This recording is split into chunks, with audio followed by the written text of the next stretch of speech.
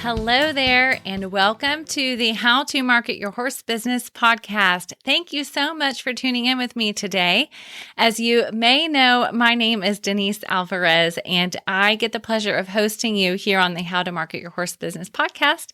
And I also get the pleasure of helping horse business owners like yourself through website content and design, email marketing and strategy, and coaching to figure out how to really take their website visitors and make them into their customers. And that's through my business, Storm Lily Marketing. And so my goal, whether it's there in one-on-one work or here on the podcast, is to help you build a sustainable horse business so that you can be out in the barn doing more of what you love to do. Because I know that you may not love marketing the same way that I do. And so I want to help you figure out how to make marketing doable. So on this podcast, I will use a mix of step-by-step strategies and basic how-tos to help you see what's possible for your horse business, but also to guide you through the process to get there so that you can make it happen.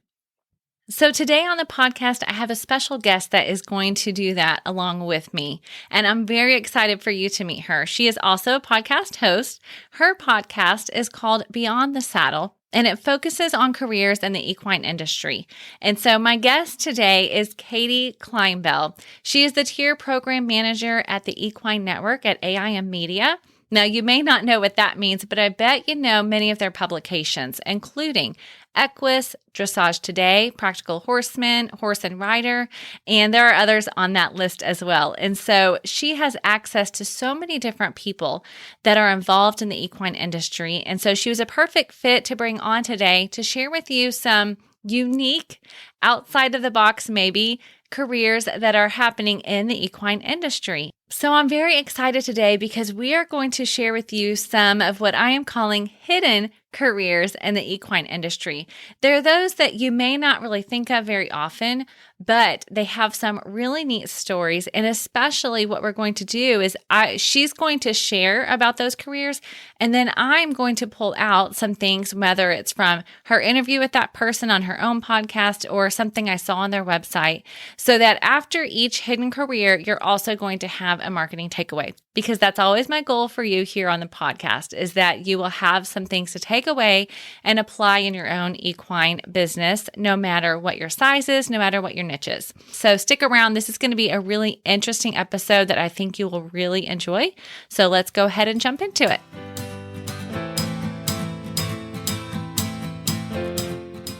Hey, Katie, thank you so much for being here on the podcast. I'm so grateful and I'm so excited for all that you have to share today. Thanks so much for inviting me, Denise. I was so happy when you reached out, and I think this is just such a fun collaboration for us to do.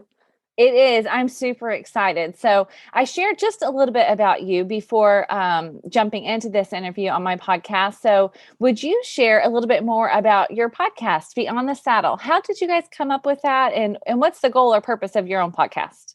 Perfect. Well, I'll give you sort of the backstory because it's kind of entertaining. So I work for the Equine Network, which is a huge company, and it includes memberships and events and media and marketing services.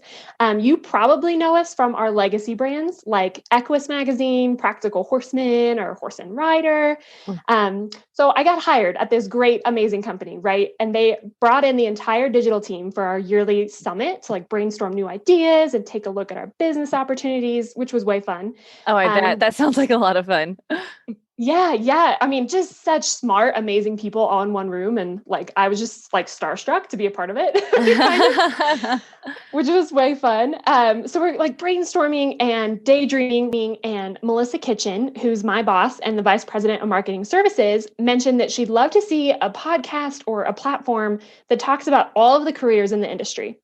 So all of our clients and all of the companies we work with, they have these amazing staffs just full of really smart, business-minded individuals, but they're also horse owners and horse lovers. So our marketing manager at the time turns to me and she goes, "Well, how about Katie? I think Katie could do that." And of course, I'm starstruck. I'm okay, yeah, I'll figure it out. I know nothing about podcasting, but I'm super passionate about the industry. I was an agricultural business major in college. Honestly, because I thought that a degree in equine science was the same as a degree in cleaning stalls, which is 100% not true, right? But I just didn't know. I wish that a podcast or a platform had existed like this when I was trying to figure out how to get into the equine industry in the professional space. So that's the goal now. I just want to create content that really highlights all of the careers in the industry and the professionals themselves. And therefore, Beyond the Saddle podcast was born. I love it. And I love the name of it. That's so fun. And what I love too is how intentional they were about the type of content, which is podcasting, which is the same reason I started the How to Market Your Horse Business podcast, because right now people are really loving audio content that they can take on the go. And so to be able to have something that they can keep in their pocket, have in their truck, have wherever, and be able to consume it at any time is so helpful, especially for equine people who are always on the go and hardly ever actually sitting at a computer. Yes, for sure. The Equine Network has like a whole network of podcasts for that reason, right? Because we offer print content and social media, is our jam, but having that podcast platform is kind of a new space for us, and it's super exciting. So we've seen some great growth there, and Beyond the Saddle is one of them. So I'm just happy to be a part of it. Yeah, that is so awesome. And so that is why I actually reached out to you and said, look, is there a way that we can help each other in our podcast? Because I know that you are talking to some really unique equine professionals, unique in such a way that their careers are unique. And so I thought it would be fun for us to talk about some of the hidden careers in the equine industry that you have discovered and highlighted through your podcast. And then we can also talk about how they're crushing marketing, because of course, this is the How to Market Your Horse Business podcast. So that way we can also give some tips and strategies and ideas for my listeners to take away and apply in their own business, even if it's from somebody that they thought they would never learn from, which I love. Yes, I love all of that. Yeah, I mean, if you think about like if you go to your local feed store or your local tack store, right? And you picture all of the products on the shelf in front of you, every single one of those products was designed by someone. And then a team of marketers like designed the label and the colors and the advertising campaign, and they got it on the shelf in front of you, right? So there's like so many pieces of the industry that affect our everyday lives as horse owners that we don't even think about. Like that doesn't even occur to us, which is amazing to me. Yeah, that's such a good point. And, so often when I talk to people in my life that are not necessarily involved in the industry, and I say I help horse business owners, then naturally and automatically they think horse trainers and riding instructors, which is totally true. And I love to help those people. But it has been so eye-opening when I can share, well, yes, but then there are also saddle makers and some of the ones that we'll talk about here today too, that are all involved in the equine industry that are not always top of mind, but they sure make a huge impact and difference in the industry. Absolutely. It's so diverse. And I'm so thankful for every single one of those careers that helps me do what I love, right? Right? Exactly. Okay. So you're going to share with us some of the unique or hidden careers that you have highlighted so that my listeners can learn about them. And then we will jump into some of the marketing for each of those and just kind of the things that maybe they mentioned on your podcast or that I saw on their website or social media. So let us jump in. What is the first hidden career in the equine industry? Perfect. Well, the first one I want to talk about is Dani Powers, and she is an independent equine artist. Her company is Powers Perspective Designs. And Dani was well on her way to becoming a professional barrel racer when she got this calling to paint. And so now she's an artist and she creates modern Western paintings that are home decor. And she likes to say it's for the hustlers inside and outside of the arena, which I just absolutely love. But her art is really very smartly, very niche. It appeals to barrel racers, those who are in the cow horse culture and the like. It's got bold, loud colors and textures. And of course, it features horses and livestock and the different Western disciplines. So she's really smart in the way that she's marketed herself and positioned herself, and just so much fun to talk to. She's just brilliant. I love her career. I love her journey. Yes, I know. I love her journey too. And I jumped on her website, of course, to look at the art. As soon as you say artist, then you're like, okay, I want to see it. And yeah, her stuff is absolutely beautiful. And what I loved is from a marketing perspective, how clearly she knows, like you said, who she's serving. So she doesn't just say, I'm an equine artist, but she literally says a Western equine artist for the hustlers inside and outside the arena, like you said. And that is so smart. I talk about on the podcast and in my Facebook group how important it is to know who your audience is and know who you're targeting and who you're talking to, because then you can create marketing material that actually speaks to them. And that's exactly what she's doing. Her art speaks to the people that she is creating for. And now that also means if you are not in the Western world, if you're in the English or hunter jumper world, you may not be so prone to want to buy her art. And that's okay. It reminds people that it's okay to know who you're serving and who your niche is and serve them really well. And you can experience some really great success. So I love that. Yeah, she talks a lot in our episode, which is episode 30, of just how that niche serves such a role for her, right? Like she even compared to when she makes a post, or when she's talking to her audience, she can picture them, right? Like she knows what they're doing for lunch. Like she knows, what podcasts they're listening to. Of course, not literally, right? But she has this like really niche image of who these people are, which helps her speak really genuinely and authentically to them. And it works for me. Like I'm hook, line, and sinker. I love it. Yeah, exactly. And I appreciate you mentioning the episode number, which I did meant to say at the top, that I'll make sure that on the show notes for this episode, that I will have a link to each of these for anyone who wants to learn more about these careers. So we'll link to their websites and to the podcast episode. So that will be at the show notes at stormlily.com/21, because this is 27, because this is episode 27. So go to stormlily.com/27 and we'll have the links for you there to be able to listen to these interviews and then also check out the websites for these businesses. So thank you for mentioning that. Perfect. Thanks, Denise. Yeah. All right. Tell me your second one. So the next one we'll look at is Heidi Whitman, and she is the Chief Operations Officer and founder of a company called Naked Leaf. And Naked Leaf is a CBD company, and they're based out of the UK, which is where she lives now, although she's originally from the States. But they produce products for humans, pets, and horses. Heidi is super fun because she really took her passion, which is a passion for healing, and now she started that into an international CBD company that helps horses and their owners every day. So I'm just really inspired by her and the journey that she took to really do something that she loved and turn it into this multinational great corporation that helps people. I love that. And you know what I really love? And for our listeners to know this. So Katie and I did talk about who we were going to talk about today, but we didn't talk about the marketing points. And so far, the points that Katie's bringing up are the same points that I was going to bring up. And so I love that because it means that it shines through and those people are doing their job really well. Because exactly what I was going to say about Heidi is that her passion shines through. And so for you listeners, my goodness, when you are passionate about what you're doing, and we know that horse people are passionate about their jobs, that everybody else can see and hear that, and it's contagious. And so I am encouraging you in your marketing to share your passion, let that shine through, and people are going to want to be involved and they're going to love what you're sharing because they can tell that you believe in it. And it's very clear with Heidi that she believes in what she's doing. And therefore, people want to talk to her more about it. And they believe what she's saying because she knows so many things. So that's the other thing. Because she's the founder and the COO, she has her hands in a lot of places and she has lots of different hats on, just like our listeners do here. But that benefit is that when she's talking to people, she can share the different aspects of her business, depending on who she's talking to and what their interest is. So again, for you listeners that are horse business owners, sometimes you might think it's a little bit of a hassle or frustration that you have to wear so many hats. However, I encourage you to try to look at it as a positive and think of how that means you can talk to so many different people and you know exactly what you're talking about, no matter what questions they might have to ask because you have your hands in it. Was there anything else that stood out to you, Katie? But I love that you shared about the passion because that is exactly what I thought too. When you're passionate about what you're doing, people can tell and success is going to follow. Yeah, you hit the nail on the head, Denise. I mean, Heidi is 100% immersed in her company, which I think is a good note for, any person in the professional space to take up on because she knows it inside and out, and therefore she can advocate for it 100%.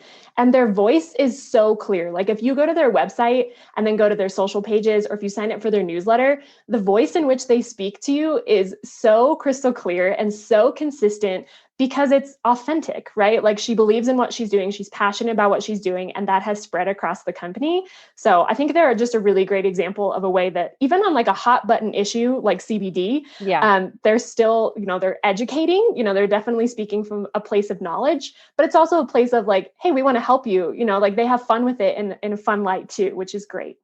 Yeah, absolutely. That's another super good point. So yeah. All right. Let's move on to the third one. So what's our third hidden career in the equine industry? Yeah, I should say, so Heidi Whitman's episode is number 17. So if you want to Oh, go check thank that you. out. Yeah. Yeah. The next one is episode 25, and that is with Brandy Phillips. And she is actually a trick rider, which is super fun. I think everybody probably has an image in their mind of what a trick rider does, if you've been to a rodeo or like other equine performance. But she's a contract feature performer, typically for rodeos or just equestrian events around the world. She was the lead trainer at the Regatta Ranch Cowboy Girls from 2003 to 2016, which if you're not familiar with the Regatta Ranch Cowboy Girls, like they are, I would say, the gold standard in trick riding. So she definitely learned from the best of the best and is still sort of a part of that culture. So she's performed everywhere from Rodeo Salinas in California all the way over to London, England for Queen Elizabeth II, which is amazing. That is so amazing. That is really cool. She's way fun. She's just such a down to earth person too. I met her, or I saw her perform at the Art of the Cowgirl event last year, and she's just fun. Like she's just amazing. Like I mean, she's kind of a daredevil, right? Like watching Oh her yeah, ride. you have to be. Uh-huh. Yeah, but she's again another one that's really passionate about it, and she fell into it as a teenager and has stuck with her since through to today and what she's done with it, which is amazing.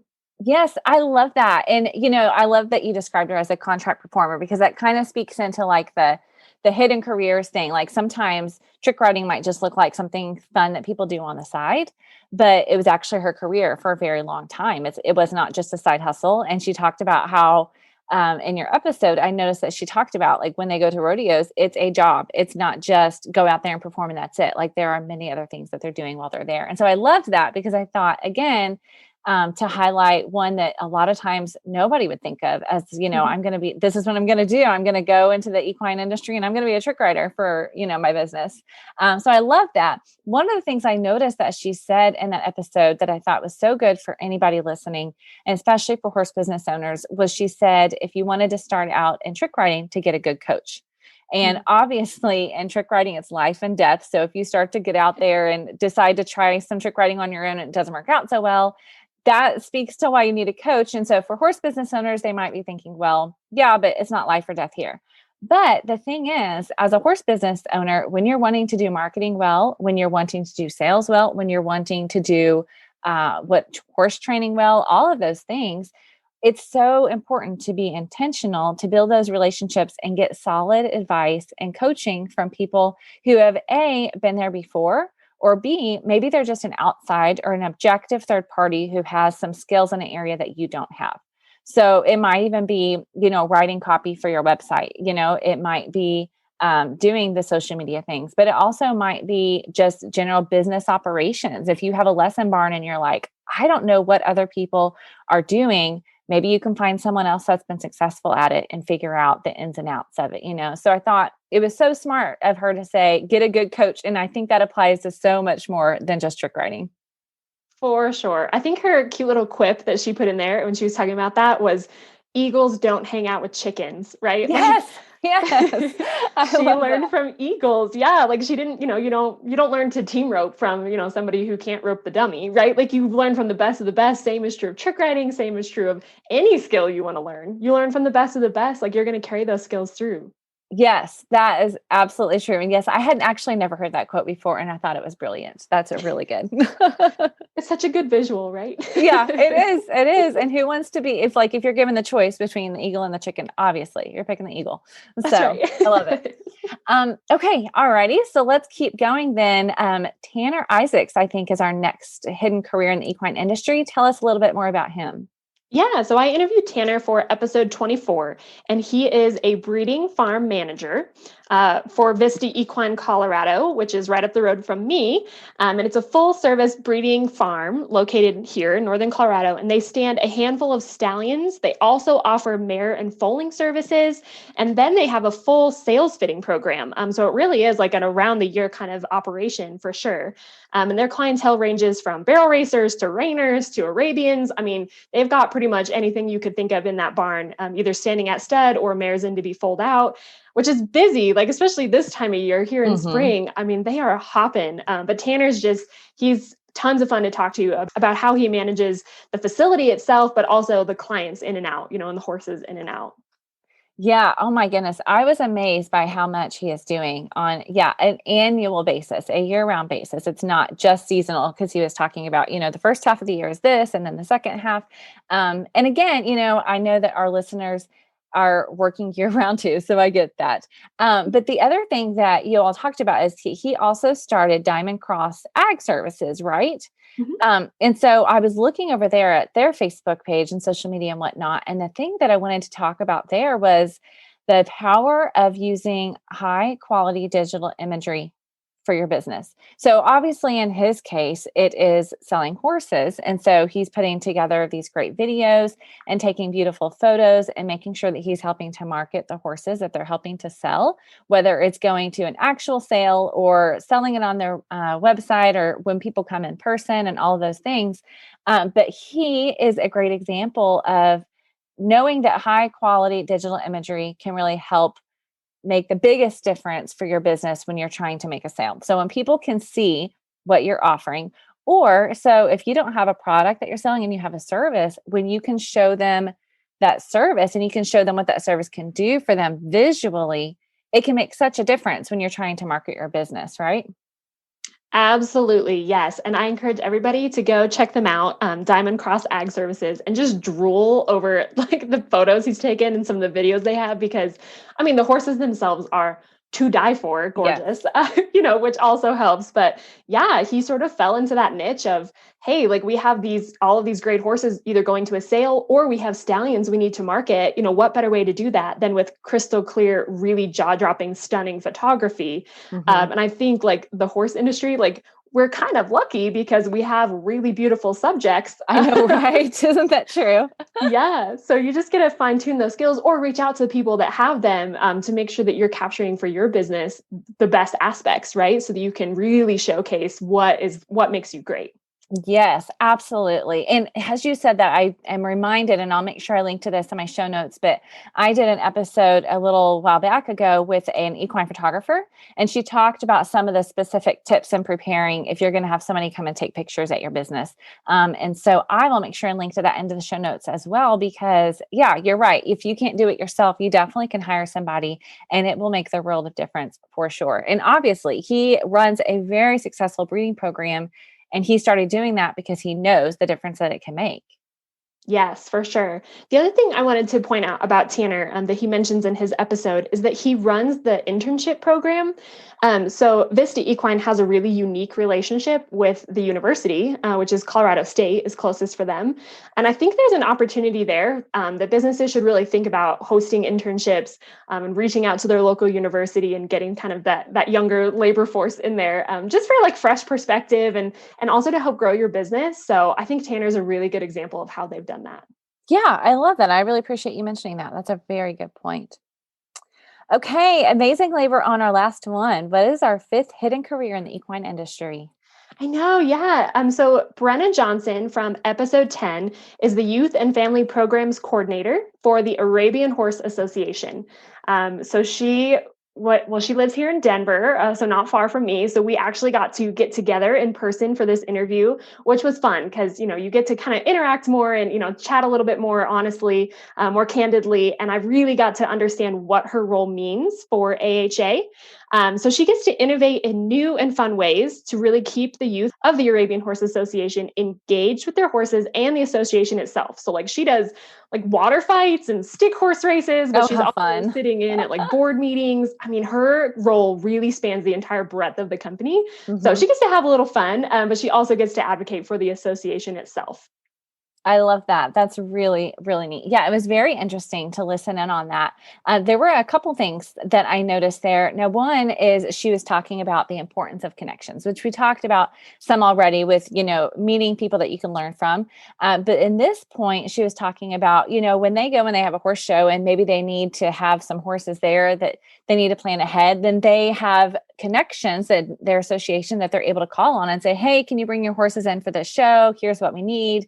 And I thought it was just a great point and a good reminder for all of us of how interconnected everything is, right? So for horse business owners, whether it's in your community or whether it's in associations that you may join, but to be intentional to seek out and build those connections, because you never know what you might need. And you also never know when someone else could be a helping hand, or with you could be a helping hand to someone else too.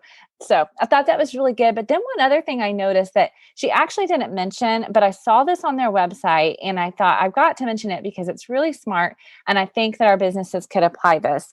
And it kind of goes in line with the growing connections. But the Arabian Horse Association has something called discovery farms. And so it actually gives people an opportunity to interact with and meet Arabian horses if they're not involved in it. So I first noticed they were showing this on their social media. So I jumped onto their website to figure it out. And it's a program that they have where you can look at a map and see if there's a discovery farm in your area. And if there is, you can call them up and say, you want to come over and learn more about the Arabian horse. You want to meet their horses, you can ask to ride depending on the farm, that type of thing. And I thought, what a brilliant way for them to give people a very easy point of entry to what it's like to be around an Arabian horse and to get to know the people in the industry and make those connections. So it does not matter what kind of horse business you have, you definitely can give people a taste of what you do or what you offer, even if they can't physically experience it. So maybe you have one location, so you can't say, yeah, wherever you are in the country, there's a discovery farm nearby. However, maybe you can do a virtual tour of your business and make that available online, or maybe you can host a virtual event of some sort. There's a lot of different ways that you can just give people a taste of what it is that you do or what it is that you offer to help them to experience it and see if it's for them. That is a brilliant thing to point out from that episode. I absolutely love that. In that same vein, another really smart thing that I think AHA does is they understand that there's a lot of people out there who love horses, but don't have them themselves, right? Or don't really have a way to get involved. So the Discovery Program is a great example of that. Maybe a more simple way that they also do it that you can also apply is just offering volunteer opportunities. Like they're really good about just reaching out into communities that love horses, for them that love Arabian horses or want to get involved. And they've got all these different ways that you can engage as a volunteer at the events, at local barns, at things like that. So I think that's something to keep in mind too, that, don't forget your surrounding community of people who love horses that maybe have no intention of ever buying one, or owning one in some capacity or leasing one or whatever, but still want to have some connection and still want to be able to engage. So, and maybe that's volunteering. Yeah, that's a really, really great point for sure. And especially these days, no matter where you are, there's almost always a nonprofit of some sort or a therapeutic riding center of some sort that could use volunteers. And so I love that point. That's a really good one. Okay, that was so fun. I really am excited for my listeners to get to hear this. And then I know it's going to be on your podcast too as a bonus episode. So thank you for that. And I think it's going to be so fun for people to get to meet each one of these. And like I said, I will have links to each episode and each business and all the things at the show notes at stormlily.com/27. Now, Katie, is there anything else that you think my listeners and your listeners should know about careers that are beyond the saddle? Yeah, I just want to give you some food for thought. So everybody listening, just sort of thinking about where you are in the industry and how you interact with the equine industry. The overwhelming theme that I've noticed from hosting Beyond the Saddle is that everyone in the equine industry has been so willing to share their journey and their perspective, which to me really speaks volumes for the kind of people that are in this industry. So if you have questions about a career or whatnot, reach out. I really encourage you to reach out. Odds are that someone is willing to talk to you about it. And if you admire the work of an equestrian company, either what they're doing as a marketer or just as a horse owner, you just love programs that they offer or whatnot, please let them know, right? The only way that we can lift each other up and open more doors for each other, that's more opportunity for all of us. So the equine world is such a great place to work and play, right? Yeah.